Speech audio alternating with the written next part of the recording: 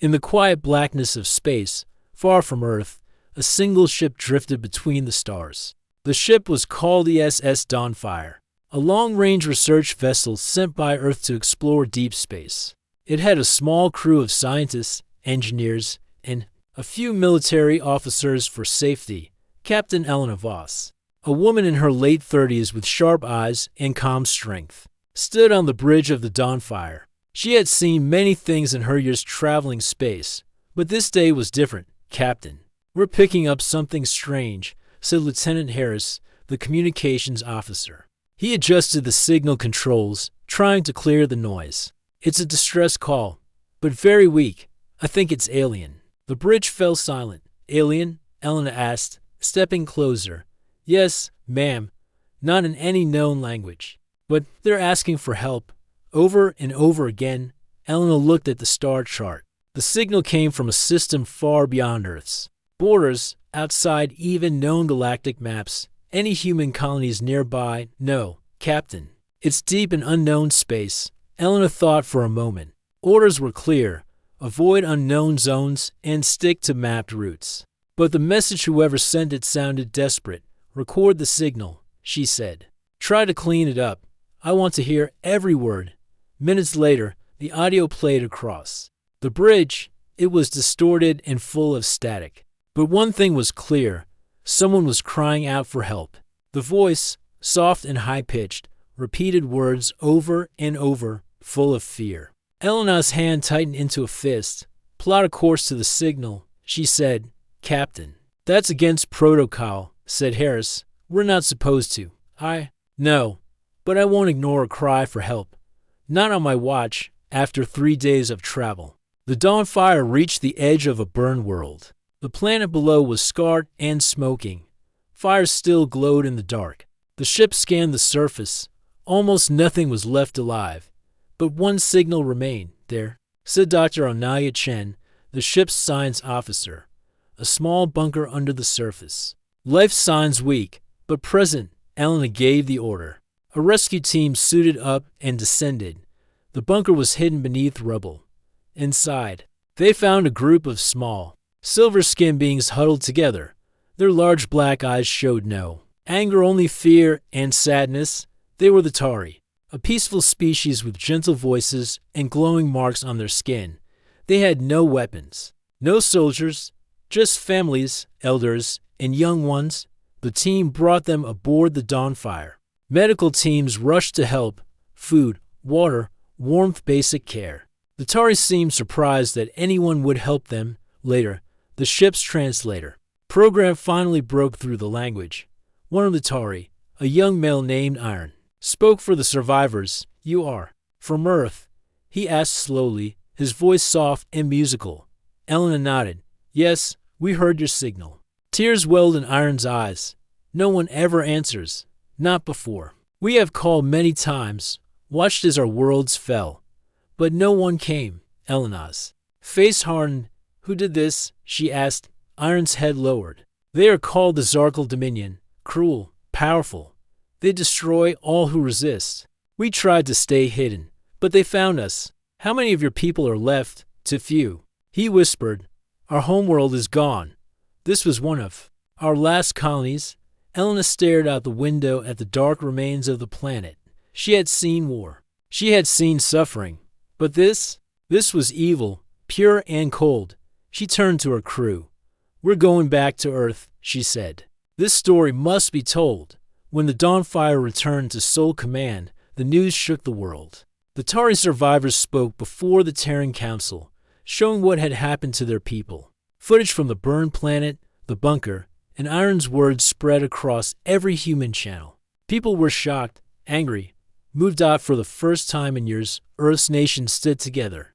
Governments dropped their arguments. Military leaders gathered. Scientists worked day and night. One alien cry had reached human ears, and they answered not with silence, but with purpose. Humanity had grown strong in peace. But when peace failed, they remembered how to fight. The day the Tari arrived on Earth was the day everything changed.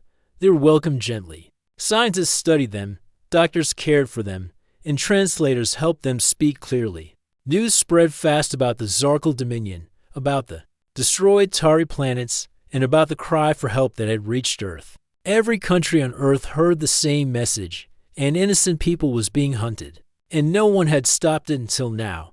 For the first time in many years, Earth's leaders came together in peace. They met in the United Terran Council, held in the High Tower of Sol Command. Earth's main space agency. Captain Elena Voss, who had brought the Tari home, stood before the council and told them everything she saw. I saw a planet burning. She said, I saw children hiding underground. I saw fear so deep, it broke my heart. She paused. The room was silent, but I also saw something else. I saw that we were the only ones who answered. That one signal reached us, and we did not turn away. We cannot turn away now. The council voted that same day. Earth would act across the planet. Things moved quickly. The Terran Defense Forces, once used only for guarding space stations and helping colonies, began a full buildup. Engineers worked day and night on new ships, stronger, faster, smarter. Scientists improved shields, weapons, and AI systems. Factories that once built farming machines now made space armor. The operation was given a name, Project Lantern. The meaning was simple: to bring light where there was darkness. In Earth's orbit, massive warships took shape. The newest one, a giant with dark silver armor, was called the TDS Solar Wrath. It would lead the mission. Captain Elena Voss was chosen to command it. She stood on the deck as workers prepared the final systems. Round her, crew members trained. Hard pilots, engineers, doctors, and soldiers. Many had volunteered after seeing the Tari story on the news. One soldier, Sergeant Liam Rourke, had once been a farmer. Now, he stood in full combat armor, practicing drills with his squad. Why'd you join? A young recruit asked him during a break. Liam looked up at the stars. They needed help. We heard them. That's enough. The Tari, still recovering, watched with quiet amazement. Iron, the young diplomat who had first spoken to Captain Voss, was brought to Sol Command for meetings. He sat with Earth's leaders and shared all he knew about the Zarkal, how they rule with fear, how they crushed any who stood against them, and how they thought no one would dare stop them. But why did no one else help you? Asked a scientist. Iron looked down. Because we are small, peaceful. We never fought. The Zarkal made others afraid to speak. Some turned away. Some did nothing. But you're not alone anymore, said Elena firmly. Meanwhile, news of Earth's actions began to spread beyond the Sol system.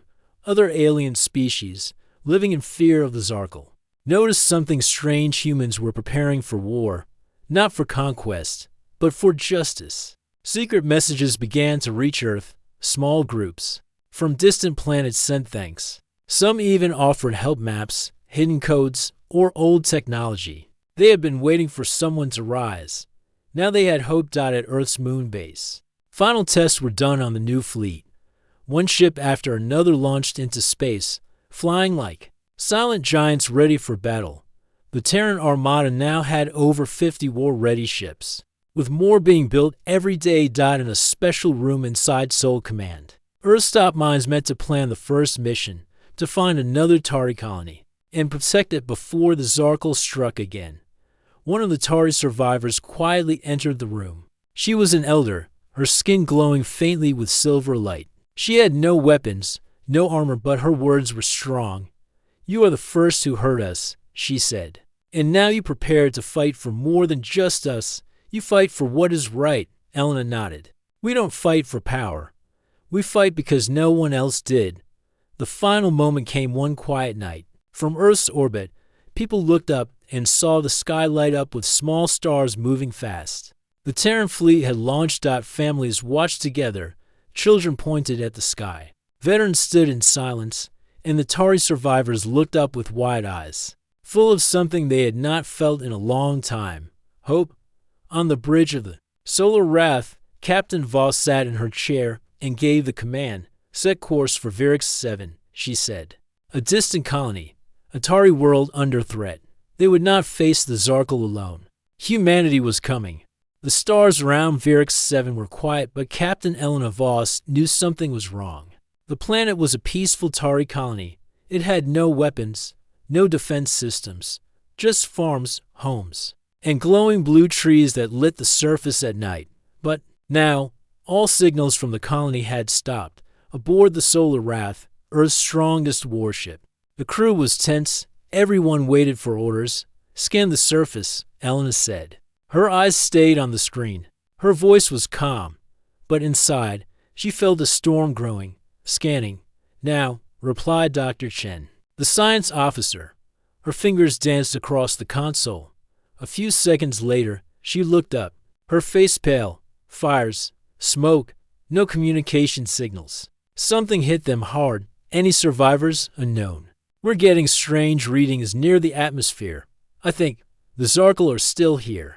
A silence fell over the bridge. Then Elena spoke firmly. Prepare for contact. This is what we came for. The Terran fleet moved quickly. Smaller ships flew ahead in formation, scanning space near the planet. The Solar Wrath stayed back, ready to strike if needed. Suddenly, from the shadows behind a nearby moon, Zarkle warships appeared. They were sharp, dark, and shaped like spears. Their weapons glowed red. They were waiting, said Lieutenant Harris. They knew we'd come. They want to scare us, Eleanor replied.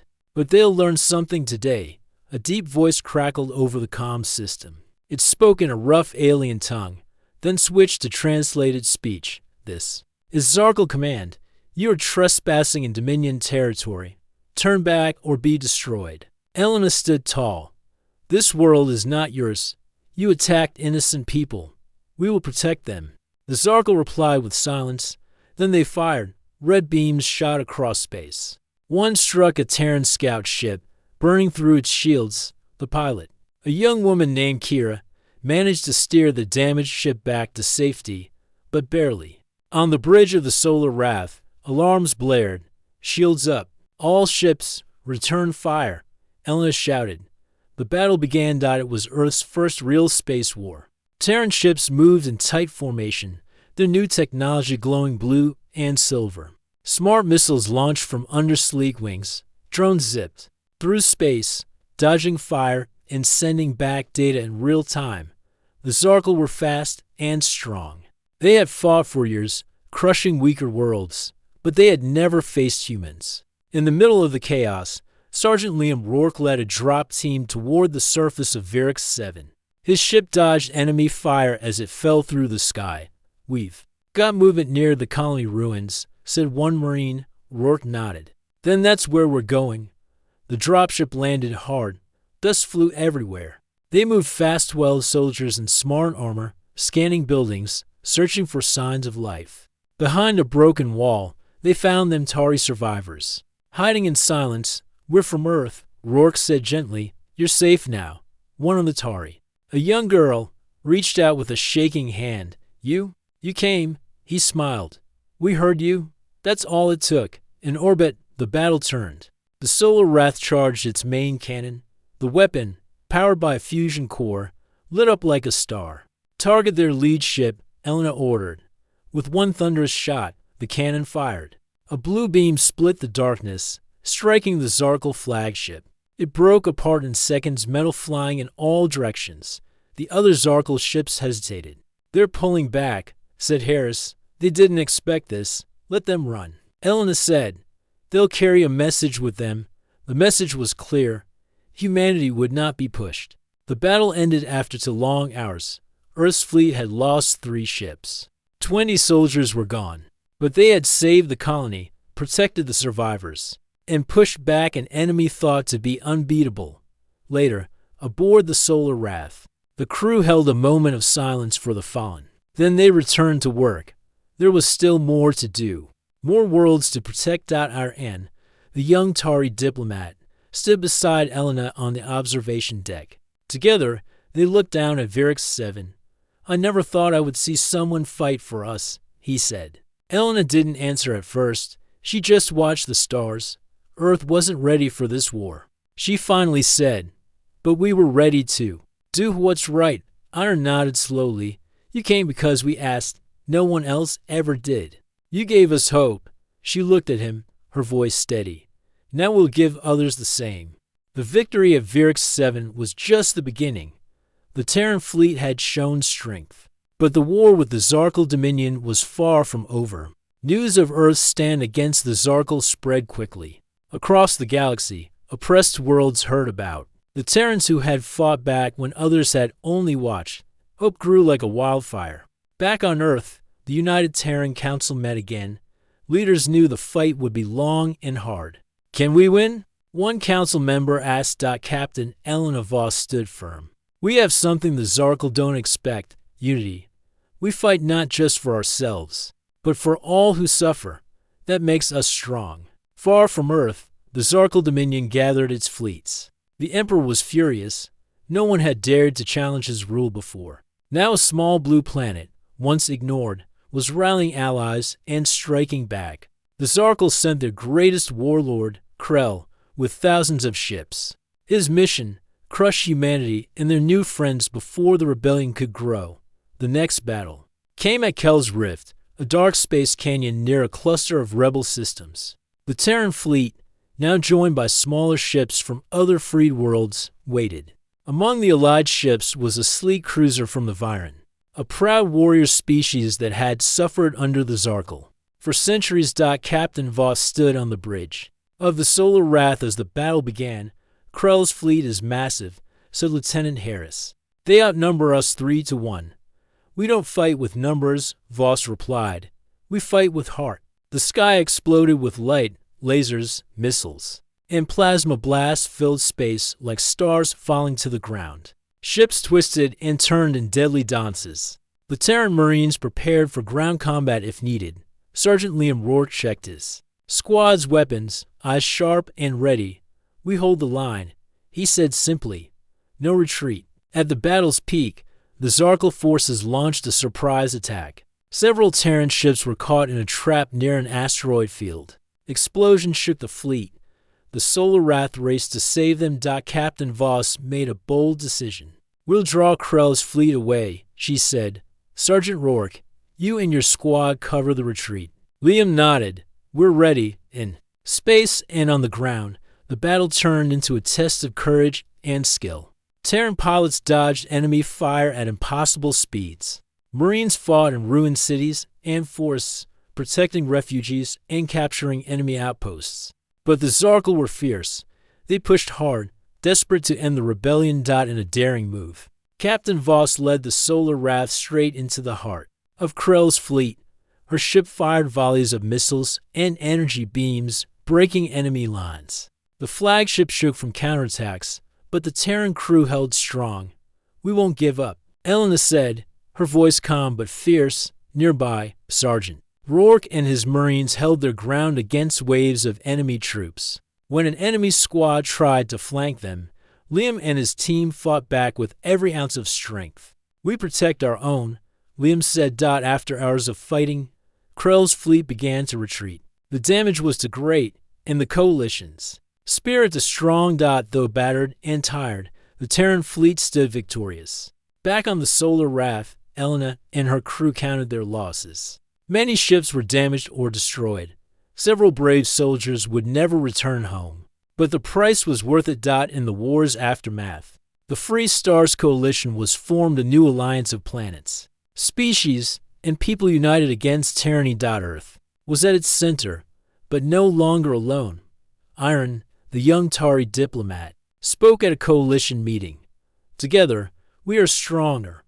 The Zarkal cannot divide us. We fight as one. Elena smiled, watching the faces of allies from many worlds. This was just the beginning. As the fleet prepared for future battles, Elena looked out at the stars. The galaxy was wide, full of dangers and hope. Humanity had stepped into a larger world.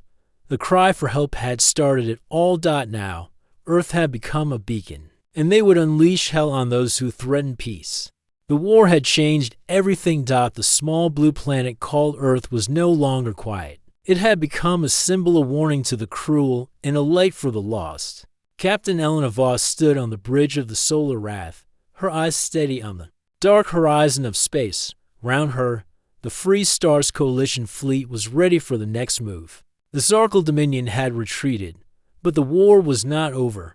This is our chance, Elena said to her crew. We struck at their heart. Deep in Zarkal space was their homeworld Zarkal Prime, a fortress planet surrounded by a massive fleet and countless weapons. It was the source of the fear that had spread through the galaxy for centuries, destroying.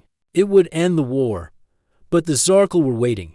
The Coalition planned carefully. Alien technology mixed with Terran power to create new ships and weapons. The scientists developed powerful shields, and soldiers trained harder than ever, even the Tari. Once weak and scared, now helped build plans and gave advice.